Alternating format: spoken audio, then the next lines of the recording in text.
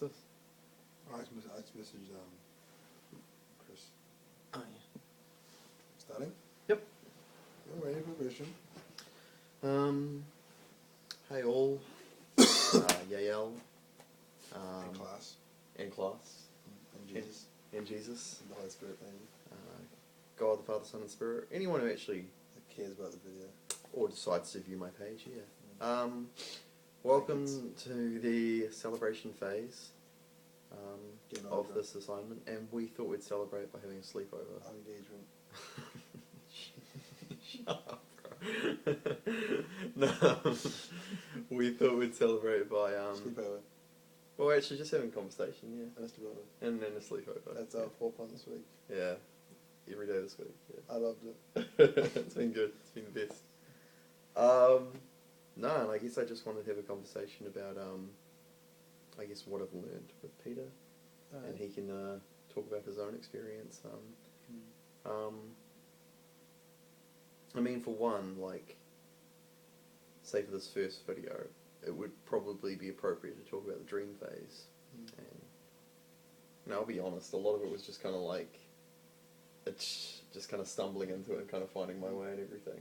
I mean, like, when you did the project where you're like, yeah, I'm going to do deaf culture. Yep.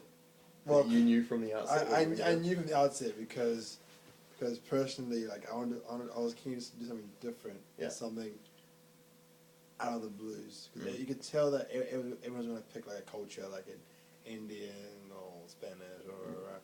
I was like, I want to think about a culture that's out of the box. Yeah. I was like deaf. Yeah.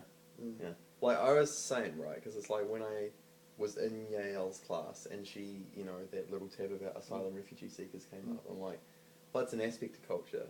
I'm interested about that.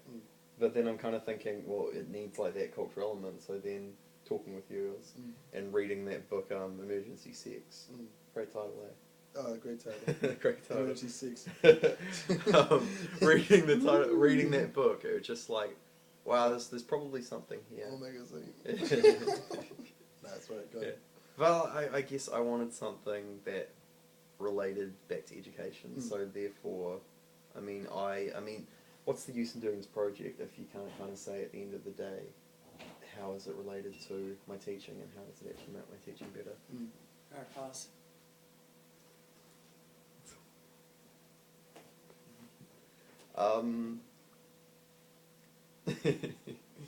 Yeah, and I mean, like, I guess that's why I decided to. I mean, when you talk about that, you know, you could get to know you better, your family, you know, and everything related to that. I was just like, you know, what an awesome opportunity to just kind of spend a bit more time with you intentionally. It was cool, eh? It was pretty good, eh? Your family's cool, man. Like, seriously. Yeah. Yeah, no, actually, man. I'll pay you later, bro. They are, man. But I mean, yeah. So like, a lot of that dream phase was just kind of like, I guess, sensitizing myself to a lot of it, eh? I mean, because your experiences, you can't actually remember a lot of it. No. No. Like, all my experiences that when I talk to people, like, I'm basically telling them a story that my parents told me. Like, what we lived through. And like, if you see photographs, Like, that kind of. Like, if I see photographs of people, it sort of recalls. Like, there's one drink in Africa, it's called a kigaji. Kigaji. Yeah, it's like it's a beverage, a beer beverage. Yeah, yeah. And surprisingly, I can still recall the taste and how I drank it. That's crazy. So, and like, Dad... So it's funny how you remember weird things like that, eh? And Dad's like, where you drank kigaji? I'm like, you freaking gave it to me. I'm sure it was you. Someone held the straw for me. It's probably Larry. Probably Larry, your brother. Probably real Larry. So like, yeah, so but like, that's something I can recall. But all my stories are just from what my parents have told me. So yeah. Cool. Yeah, I mean, what was I going to say? Should put it right. Probably, yeah. Yeah, I mean, like, because it's funny, eh? Like, you see your brother, and like, I mean, like, he remembers a lot of it, and I think to a large degree, if I can be blunt with it, I think he's still trying to find his own way of coping with that. Whereas, I mean, you don't remember a lot of it, and it's like, you feel like it probably has affected you to a large degree, hasn't it? Well, personally, the thing, Like, so me and my brother are complete opposites. Mm. So he's aggressive. Mm. So if something bad happens in his life, the first thing to do for him is to get aggressive. So like, someone calls him a nigger, the first thing to do to him is not at all. Just drop him. Let's drop him. Yeah. To me, if you call me a nigger, the first thing I'll do is pull away, because the last thing I want is confrontation. That's very opposite, and that's where I think we're both. I think the result of the war, the genocide, is I pull away from confrontation. Or from anything that kind of traumatizes. Yeah, Or or anything that's there, and he sort of reacts. and just hits or swears or something like that. Yeah. But I mean, like, because I mean that's Rwanda, right? And I mean, like, I mean, like, as I've kind of talked to you, like the premise of my experiment was kind of, or my project was doing something that, I mean, if I was to teach a kid, you know, a refugee student who's come from something like the scale or magnitude of something like Rwanda, I mean, that's what I was kind of looking at. I mean, because your refugee experience was quite unique in a way. You were quite, I mean, not well off. A lot of refugees aren't well off, but you didn't want for anything, did you? No, we were quite special. Like God's grace all over there, right? Hell yes. Yeah. Like, coming here is God's grace. Our first house was God's grace. Basically, like, it's weird that the stories you hear of refugees, we didn't have that kind of story. Like, we were sort of, went to a top school when we were in Tanzania. We began speaking English at a younger age. We came here knowing English at a young age. So it's like as if God was planning our future in New Zealand. So that's why we learn English at a young age. Like, Michelle's first language is English, because the moment go, parents said in English school, we didn't know we're gonna leave Africa. It's just then we come here and they speak English. So like, basically, you can tell that God's preparing for us for like leaving Africa at the same time, preparing for like, because when we fled Burundi, all we carried was just our clothes, nothing else we carried.